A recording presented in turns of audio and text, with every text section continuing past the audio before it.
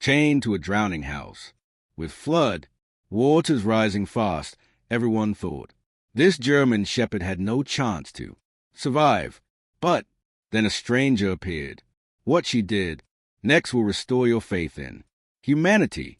The rain hadn't stopped for 3 days.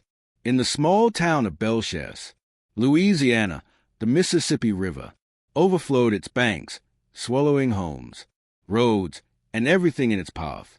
People packed up their lives in trucks, fleeing the flood. Sirens echoed in the distance, warning everyone to evacuate.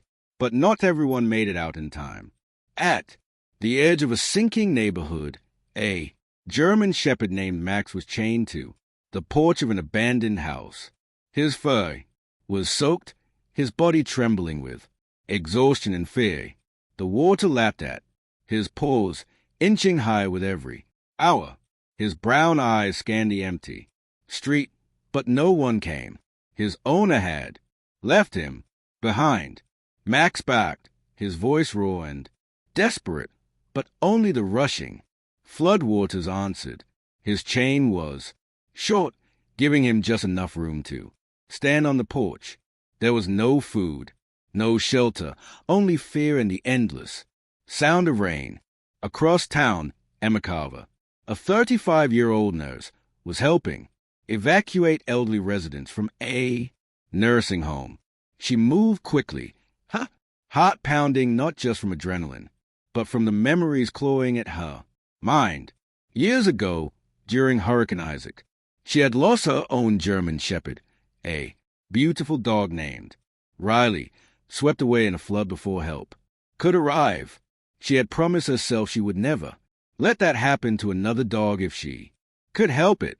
As Emma drove a borrowed rescue truck down the half-flooded streets, her headlights caught movement, a flash of tan and black struggling against the chain. She slammed the brakes. No, not again, she whispered, her chest tightening. Without thinking twice, Emma grabbed a rope and waded into the cold, waist-deep water. Rain pummeled her face, but she kept her eyes locked on Maximum. The dog barked, again, pulling hard against the chain. Desperate, but wary, Emma's heart shattered at the sight. "It's okay, boy," she called out, her voice trembling. "I'm coming. I promise." The flood current tugged at her legs, threatening to sweep her off balance. She stumbled once, but caught herself. Every step toward Max felt like a battle against the water, the fear, the memories of the past. Finally, she reached the porch. Max growled low, a mixture of fear and hope. But when Emma knelt and extended her hand, he sniffed it hesitantly. His body was shivering so hard it broke her heart. "It's okay," Emma said again, fumbling with a soaked, rusted chain. But then she heard it. The house behind Max groaned. The porch creaked. The structure was about to give way. Emma's hands flew to the chain, struggling to unhook it as it would beneath Max's paws started to crumble. Would she be able to free him in time? The porch beneath Max groaned louder, tilting toward the water. As the current grew stronger, Emma's fingers, numb from the cold, fought with the heavy metal clasp around his collar. It was old, rusted, and stubborn. Come on, she muttered through gritted teeth. Max whimpered, sensing the danger. He pawed frantically at the air, trying to back away, but the chain yanked him tight against the porch railing. His eyes, wide, terrified, locked onto Emma's. Somehow he trusted her, even though his body shook with fear. With a final tug, the clasp broke free. Emma barely had time to react before the porch collapsed. With a deafening crack, Max yelped as the structure gave way, plunging them both into the icy water. The cold hit Emma like a punch to the gut. She gasped, her arms instinctively wrapping around Max's body. He struggled for a moment, panicked, but she held him tight, speaking into his soaked fur. "I've got you. I've got you. Stay with me." The current was stronger than she expected, dragging them both toward a submerged pickup truck.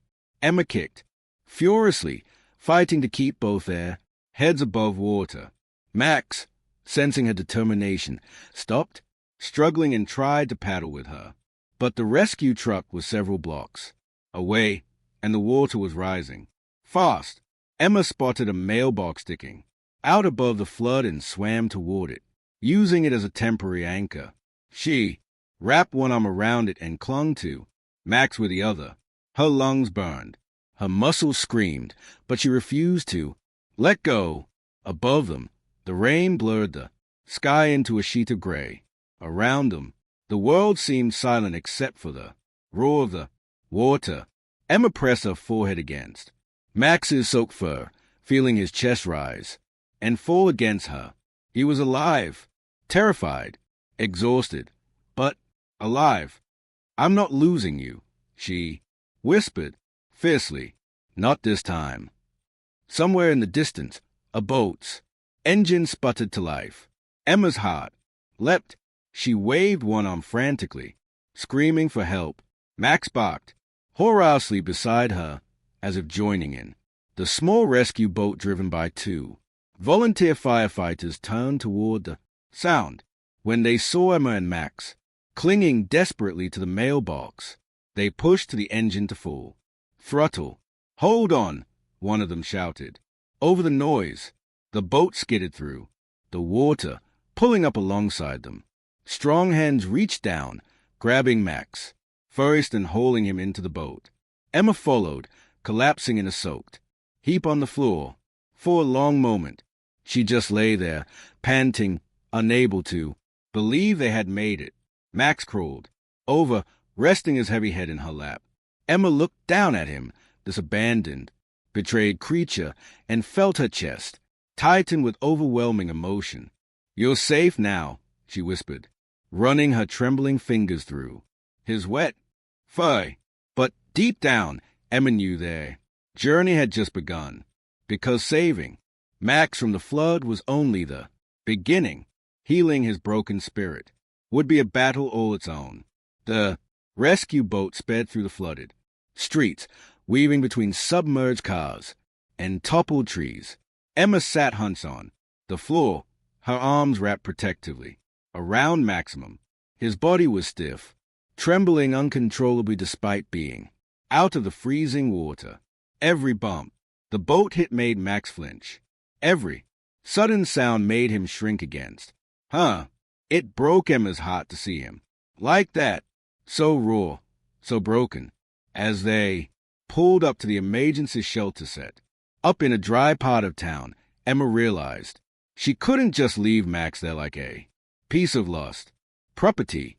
Most pets at the shelter were separated into metal cages, wet and shivering, waiting for owners who might never return. She couldn't do that to him, not after what they had been through together. Emma approached a volunteer in a yellow rain jacket, explaining what happened. The woman gave her a sad smile and nodded. "If you're willing to foster him until things settle down," she said, "it would be a huge help. He's traumatized. Poor boy. Doesn't need another cage right now."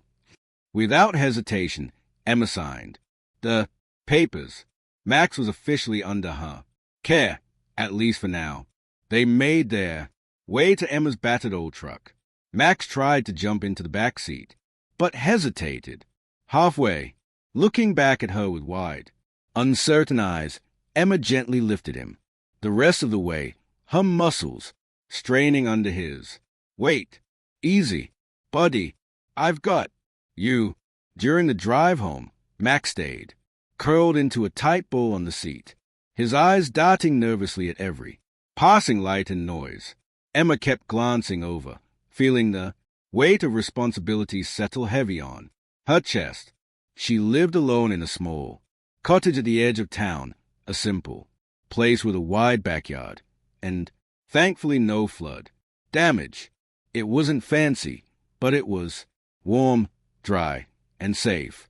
When they arrived, Max hesitated at the door, sniffing the threshold like he couldn't believe he was allowed inside. Emma knelt down beside him, meeting him eye to eye. "You're home now," she said, softly.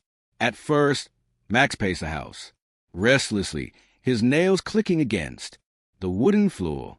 He sniffed every corner, inspected every shadow, as if searching for threats. Emma let him be. She knew trust couldn't be rushed. After a while, she set out a bowl of fresh water and some leftover roasted chicken, the only thing she had on hand. The smell caught Max's attention. He crept forward, eyes flicking between Emma and the food. Finally, hunger won. He devoured the chicken in minutes, then looked up at her, a tiny flicker of something different in his eyes. Not fear, but gratitude. Emma smiled, blinking back. "'Tis. Yeah, me too. Buddy, me too." That night, she set up a thick blanket by the fireplace, hoping Max would feel comfortable enough to sleep. She watched him from the couch, too wired to rest. Herself, Max circled the blanket several times, then laid down heavily, letting out a long, shuddering sigh. For the first time in days, Emma allowed herself to exhale, too.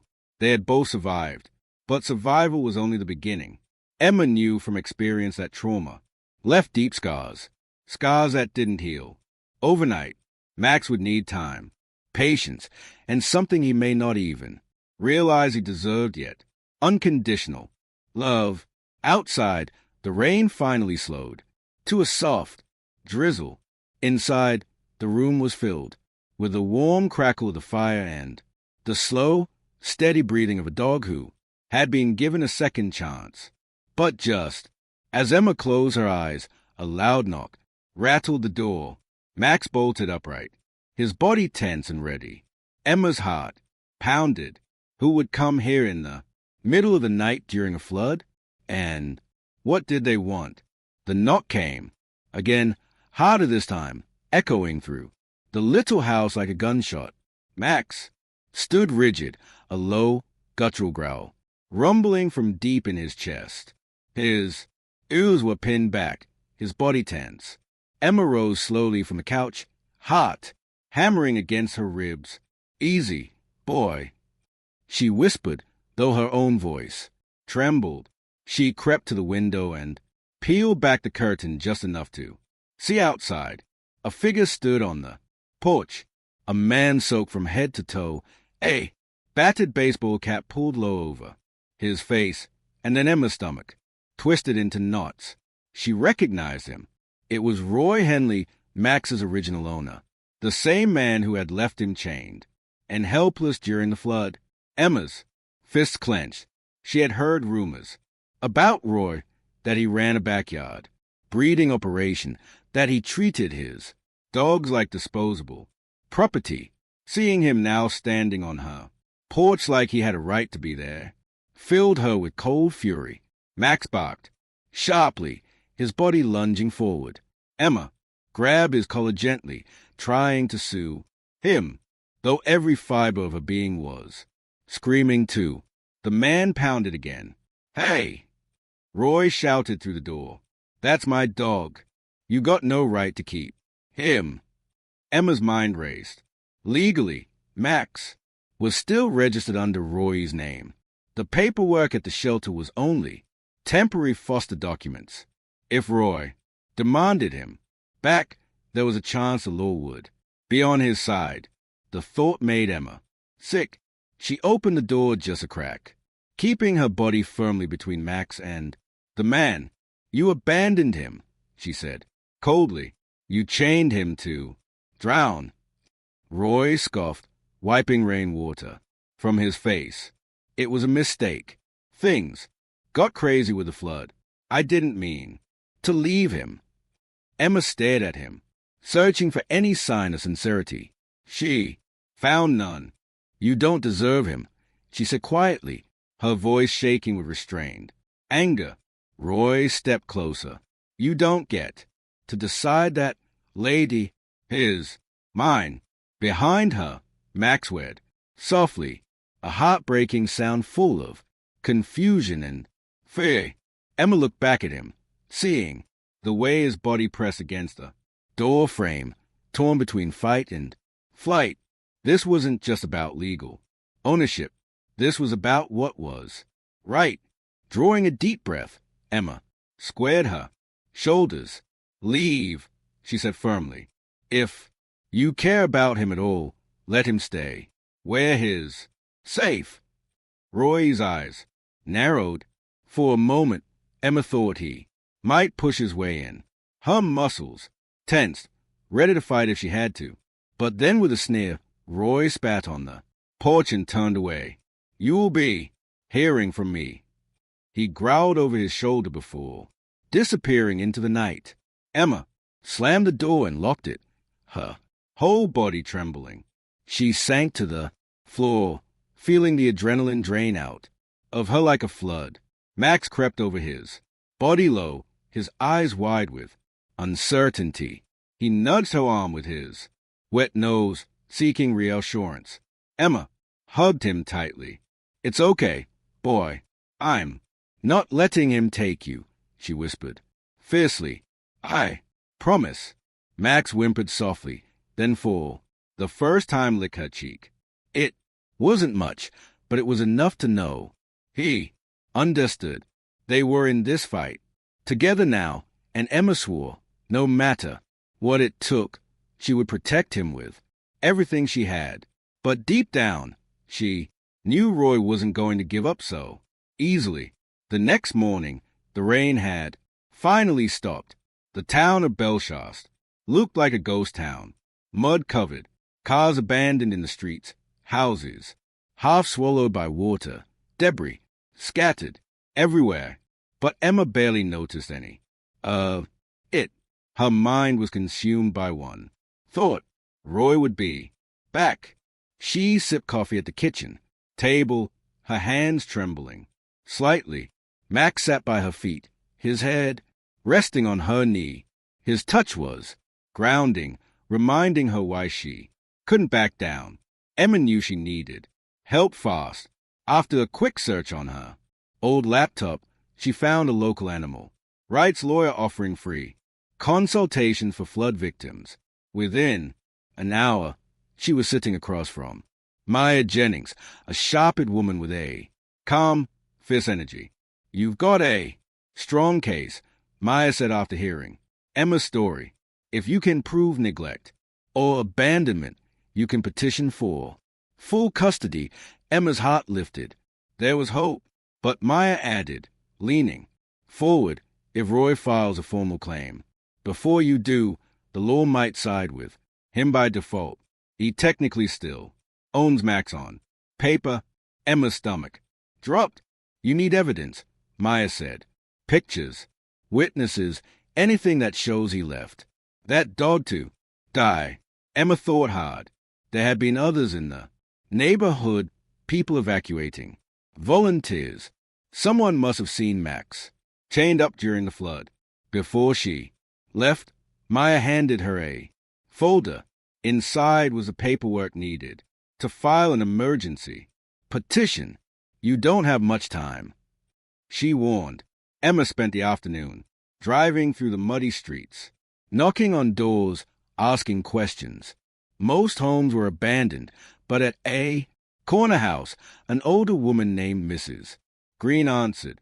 When Emma explained what happened, Mrs. Green's eyes softened. I saw that poor dog, she said.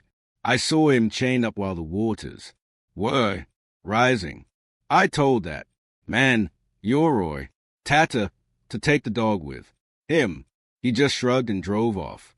Emma's hands trembled as he pulled out phone. Would you be willing to make a statement? Mrs. Green nodded firmly. Anything for that sweet boy. With the witness statement and photos of the flooded property where Max had been chained, Emma rushed back to town and filed the paperwork. It felt like a small victory, but the war was far from over. That night, Emma sat by the fireplace again, watching Max sleep. His breathing was slow, peaceful. His paws twitched occasionally, as if chasing something in his dreams.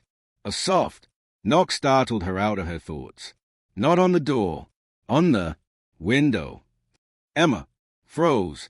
Max lifted his head, ears perked, but didn't growl. He simply stared at the window, a low whine building in his throat. Emma rose, slowly, and peeked. Outside, there, in the shadows, stood Roy. But he wasn't alone. Beside him were two men, bigger, rougher looking. Their intentions clear, even in the dim light. Emma's blood turned cold. This wasn't a legal visit. This was something darker. Roy pounded once on the window, then motioned toward the door. Emma backed away, her heart thundering. She had fought so hard to save Maximum. She wasn't about to lose him. Now, not like this. Grabbing her phone, she dialed 911 with shaking fingers. Outside, Roy and his men circled toward the back of the house. Max stood up, his body tense, but unafraid. He moved to stand between Emma and the door, his eyes locked on the sound of danger. The rain started again, a slow, heavy drizzle tapping against the roof, like a drumbeat of war. As flashing lights finally approached down the muddy road, Emma whispered under her breath to Max and maybe to herself, "Hold on, boy, help's coming." But would it arrive in time? The flashing red and blue lights illuminated the muddy street, cutting through the darkness like a lifeline. But Roy and his two companions didn't back down. Not immediately. They stood in the backyard halfway between Emma's house and the woods beyond. There, figures shadowy and menacing in the rain. Emma stayed pressed against the door, her phone clutched tightly in her hand. Max stood beside her, his body rigid, his deep growl vibrating the floor. Beneath them, then came the unmistakable sound of police car doors slamming. Officers rushed toward the backyard with flashlights and drawn voices. Hands where we can see them now. Roy shouted something Emma couldn't hear over the pounding rain, but his hands eventually went up. His two friends hesitated, and for a sickening moment, Emma thought they might run. But when one of the officers unholstered his taser, they dropped to their knees in the mud. Emma sagged against the doorframe, her knees weak with relief. Max barked once, a sharp, triumphant sound. The officers cuffed Roy and his men quickly. One of them, a young deputy with a square jaw and kind eyes, approached Emma's front porch. "You the one who called?" he asked. Emma nodded, wordlessly. He gave her a nod of reassurance. "You did the right thing. This guy's got a record. Cruelty, charges, illegal breeding, you name it. We've been waiting for a reason to put him away for good." Emma's breath caught. It wasn't just about Maximum. Roy had hurt others, too.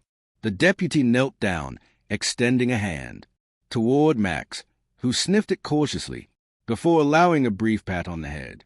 "Good boy," the deputy said with a smile. "You're safe now." Within an hour, the backyard was clear. The officers drove away with Roy and his friends in custody. The rain slowed to a mist, and the town fell silent again, except for the soft drip of water from the eaves. Emma closed the door, locked it, and slid down to the floor. Exhausted, Max patted over and curled against her, resting his heavy head in her lap. She stroked his ears gently, whispering words of comfort she wasn't even sure he understood, but maybe deep down he did. They had survived together. The next few days blurred into a mix of court hearings, paperwork, and long, exhausted nights. But with Mrs. Green's testimony, the photographs, and the police report from the break-in attempt, the judge made it official. Max was no longer Roy's dog. He was Emma's. The day she signed the final adoption papers, Emma wept openly in the parking lot of the courthouse. Max's leash, wrapped securely in her hand. "You're mine now, buddy," she whispered into his. "Fie, and I'm yours." Max licked her face, tail thumping against her side as if he understood every word. They went home, their home, and for the first time in what felt like forever, Emma breathed easily. Over the weeks that followed, Max began to heal. At first, he flinched at loud noises, ducked away from sudden movements, and barked nervously whenever someone new approached. But Emma was patient. Every day, she showed him he was safe.